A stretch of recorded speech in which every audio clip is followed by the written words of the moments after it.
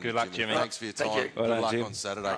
Jim Taylor, trainer of Barraquee, joining us this morning here on the Big Breakfast on Racing Radio. At Breakfast with the Stars, crowd starting to filter through very nicely now, and he's off. We'll send the check in the mail, Jim. Yeah, of course. I think you'll have plenty enough jumping in on Saturday, Wes. I don't think you need to drop too much into his money bag.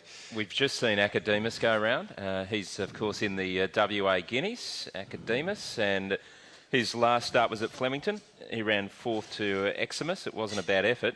And he's been over the 1600 once.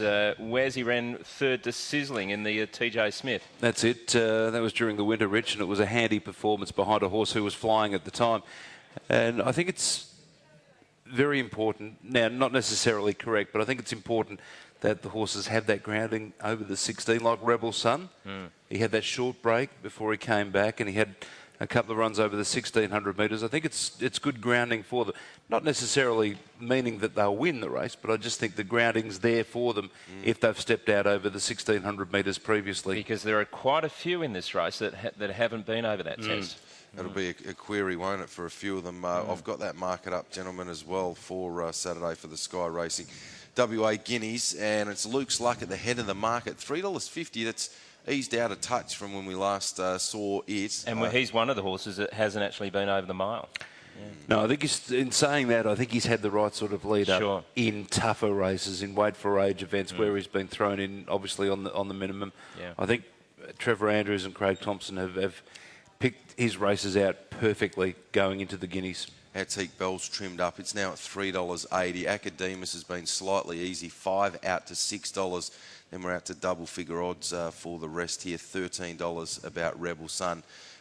Gee, that's a big price. It is. It was as short as $8.50, so it's gone barrier 4. It's $13. Eased out significantly. $19 for Darlington Abbey and Keep It Quiet. $21 for Hussey by Choice. Then we're out to $26 for Dominating. $26 for Passion Cantata and Bippo No Bungus, along with Apocalypse Now, who we just saw do a bit of work out there on the track. $51 for Wombi's Legacy, who's worked this morning. $41 for Virtual Trader. $51 for Antocino. And 200 to 1 for Helder the Painter. How do you rate the El Regis? El Regis at 50 to 1. 150s. 150. Wes, how do you rate that Fairretha form? Rebel Sun beating Dominating. It was a 123.94. Apocalypse Now was coming out of a Pinjarra race. Virtual Trader got beaten 3 3/4. It did win the start before. I think initially going into the race, I didn't think it was one of the strongest Fairrethas that we've seen. But in saying that, I think it's very hard to weigh up previous years. And I thought the performance of Rebel Sun was very good.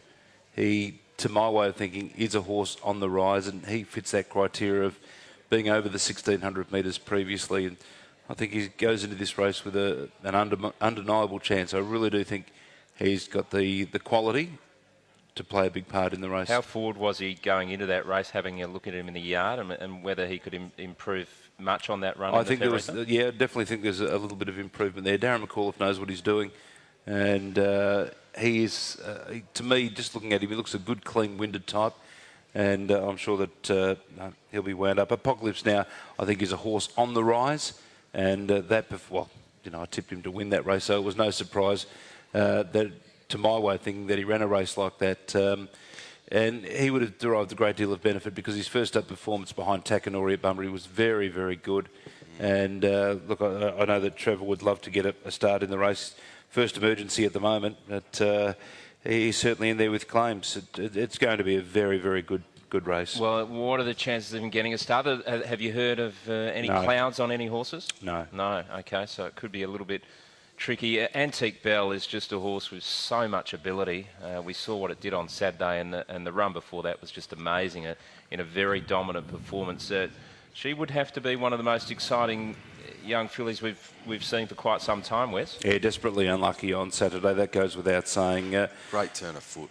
William Piker was a victim of circumstances. He was in a position that he couldn't really get out of. He was getting buffeted from pillar to post, and once she got out, she hit the line with gusto. It was a supreme performance, I thought, and it just backed up her previous effort. which was eye-catching. To have got into that much trouble and yet still responded just magnificently that last 100 metres, yeah. Oh, it just looked like the extra bit of ground would be right up its alley, didn't it? Really, the way that it hit the line really was strong. We've been lucky